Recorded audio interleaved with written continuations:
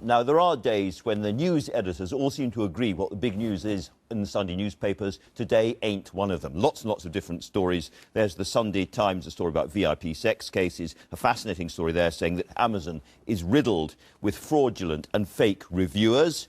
Very interesting, that. Sunday Telegraph, an interesting story there, basically about the effect of human rights law on British troops who are now being sued, it says, by suspected Taliban bomb makers and other insurgents captured on the battlefield, now turning to learned friends to get some money out of them.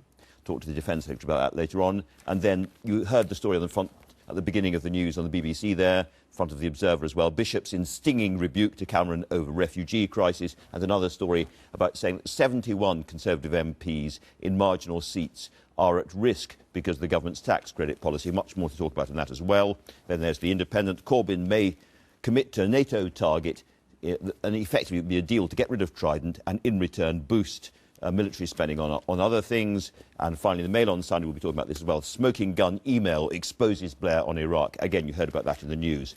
Peter Hitchens and Gillian Tett, welcome to you both. Where should we start? Should we start with the Blair story, Peter, from your paper? Well, yeah, this is a good old-fashioned piece of intelligent digging which has revealed a very, very interesting memorandum in which Mr. Blair, at the time, is shown as viewed as pretty much a willing servant by Colin Powell, someone who can be expected to be loyal. I think it really does show us that long before the government officially admitted they were doing what they were doing, they were doing it. And it gets us much closer to the truth about what happened at that mysterious meeting at Crawford where the sealed in blood deal was done to drag us into that stupid war. Reading it carefully, I'm not sure it's the smoking gun, the paper claims, because after all, Blair does say something, it's conditional. If the conditions are right, then we will support. If the triggers are met, then we will support. He doesn't say we will support. Yes, but the whole attitude that he displays, having already sent troops to Afghanistan against the advice of his own military, being in political trouble at home, yet continuing to be loyal to the United States, they know he's on side. I think the smoking gun is in the eye of the beholder. This one seems to be smoking quite hard. It's a very, very interesting story. It's not necessarily quite gotcha, but it's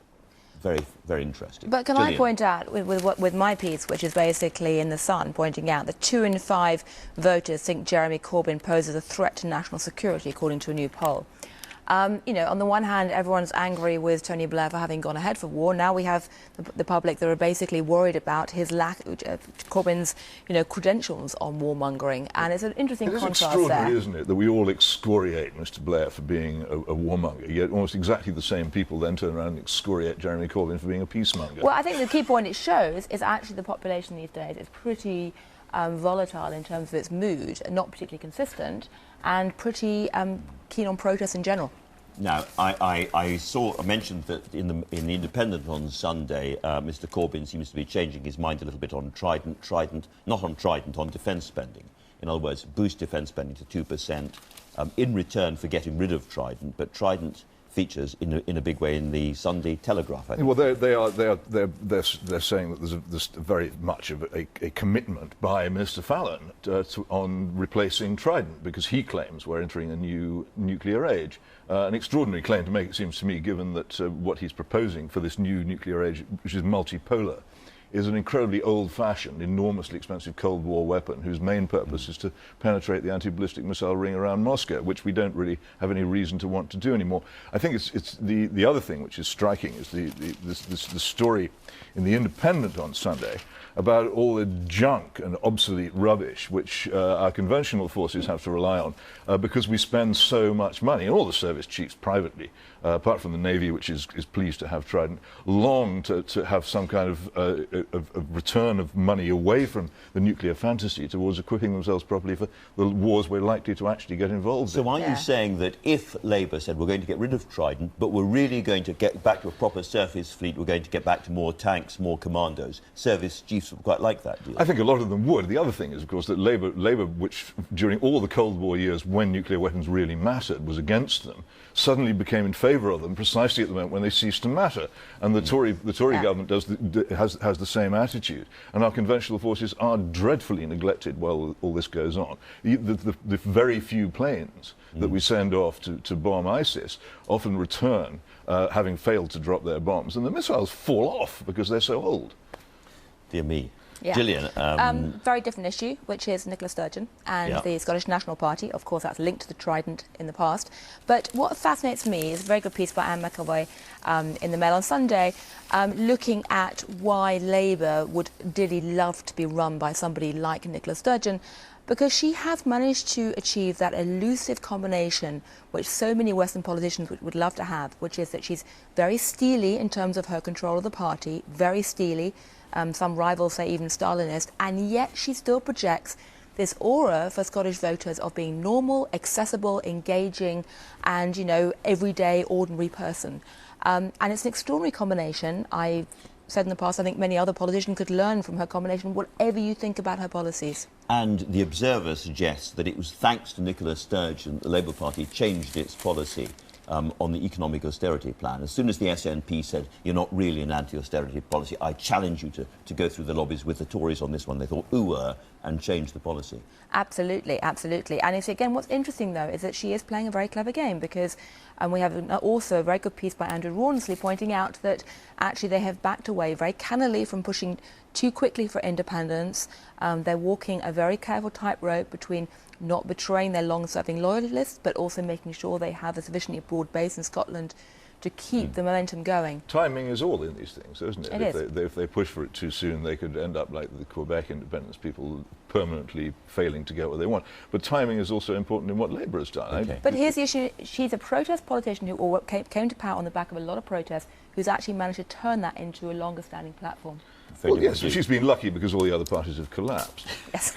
Peter, speaking of collapse and threats ahead, we're going to be talking to the Chinese ambassador soon. A lot about China in today's papers as well. Well, as there should be, and this is a hugely important visit which is coming. It'll be very interesting to see if there are protests against it and how we handle them.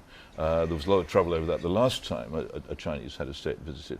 But there is a very startling piece, and I think a very powerful one in The Observer by Steve Hilton, pointing out that we are here dealing with a very, very unpleasant country, effectively a police state which interferes in people's private lives. Actually, not an unpleasant country, forcing them to have an unpleasant state. Yeah. Forcing women to have abortions. Amazing interference in people's private lives that we wouldn't contemplate here. And these things are not examined. We go on all the time about the wickedness of Vladimir Putin, but we seldom discuss the extreme nastiness of Chinese politics. And interesting divisions inside government as well, because Steve Hilton there, who was Cameron's great advisor, saying that, and on the other hand, George Osborne, the Chancellor, going to China and specifically not raising human rights issues. Well, of course, this is the problem that we face, also with Saudi Arabia. We need these countries because we are ourselves broke. We have to do deals with them. But I think there's a limit to that, as to how much you then compromise yourself and how much you then... there's no need to be positively in favour of them so much. Not so much smarming, I think, would be nice. Is that the big problem, Gillian, that we are in effect a petitioner economy these days? Absolutely. China has a cash. However, the interesting thing is that it's just possibly beginning to change, because the economic problems inside China right now are fairly challenging, and so China's ability to, bully its way across the world stage is... Another kind of economically challenging policy that we're going to talk about a lot is tax credits. Tax credits. I mean, a geeky policy issue for many, and yet when it comes down to basic numbers, it's pretty potentially devastating for the Tories. And very, very good piece in particular by Toby Helm in the Observer, essentially pointing out that you actually have a face in the form of Michelle Dorrell, who appeared on Question Time and very powerfully and emotionally argued why this policy change was going to hurt her. Though it turns out that she may not be affected because her income is so low. That's a good point. But, I mean, the point that he makes is 71 potential marginal seats could be at risk if this turns into a full-blown political row. It could even be the poll tax for the Tories. And so I think that Osborne's going to have to do some very deft political footwork to get out of this. But it's timing again, isn't it? If they can get away with this now and go through all the pain now and achieve a substantial cut in spending on something which a lot of people agree is probably not a very sensible way to use taxpayers' money, then it'll be over long before the election and forgotten by then, This is sort of what if they can tough it out. This is what Ken Clarke was saying, going back to the Geoffrey Howe budgets, get all the bad news in very, very early on. However bad it is, by the time the election comes, people will have forgotten about it. On the other hand, emotional scenes on Question Time get remembered a lot longer than Exactly. you might think. It could still be very dangerous for them. Yeah. Right. OK, let's turn to the Amazon story, Gillian. Yeah, Amazon, I have a totally vested interest in this right now because I just published a book, The Silo Effect. But as you know, as a former, as a current book author yourself, the publishing industry is peculiar in terms of how it works. And what's fascinating to me is the story says that Amazon's going to sue over 1,000 fake reviewers, so it's trying to clean up its act. But these days we place so much faith in peer reviews and in the internet and social media, and yet most of us have no understanding how it actually works. And it turns out a lot of the reviews on Amazon are fake. And I'm glad to hear that. I wonder how they know, however. Well, it looks like they've done a good, investigation. I mean, it started off with the Sunday Times investigation, which was an undercover one. Basically, a ghostwritten e-book was published, and they got, they saw how fake. It's very tempting. I can exactly see why people think that people don't appreciate my book. I will write a review under a different. I'm going to call myself Colonel Oatcake and say this is the best book I've ever read. I guess a lot of people do this. Absolutely. I haven't. No, I haven't either. Any reviews on the Silo Effect are real. But, I can get reviewed fantastically rudely in normal newspapers and magazines. I don't need to go to Amazon to get traduced. And they don't need to do it in honesty either. They seem to think it'll make them popular. And one of the reasons people traduced you in the past, Peter, is your long-standing support for grammar schools. That's called a segue. Indeed it is. And here we are. And here's this amazing thing that we now actually have the possibility. It's thin, but it's a possibility that there will actually be new grammar schools opening in this country for the first time in decades. 15 years ago, when I first took up this campaign, people said, it'll never happen. It's a dead issue. It's gone. It's far from dead. It's becoming more and more alive all the time, and it's fascinating to watch the arguments beginning to gain traction, not with the chattering classes, all of whom have their own nice arrangements which allow them not to worry, but with ordinary people who do worry about having to educate children where state schools are terrible and private education is unaffordable. What are they going to do unless there is reform of this kind? OK, I'm confused, however, because Nicky Morgan, the Education Secretary, said when this first grammar school was announced, this is not a change in policy, we're not going to see lots of them opening, and yet we're reading the papers, we are going to see lots more grammar schools. So we don't really know whether the government has changed its mind on this or not. Well, they may have to amend the 1998 Act in the end. They may have to, because the pressure, once new annexes, so-called, begin to appear, they may find they can't stop it there.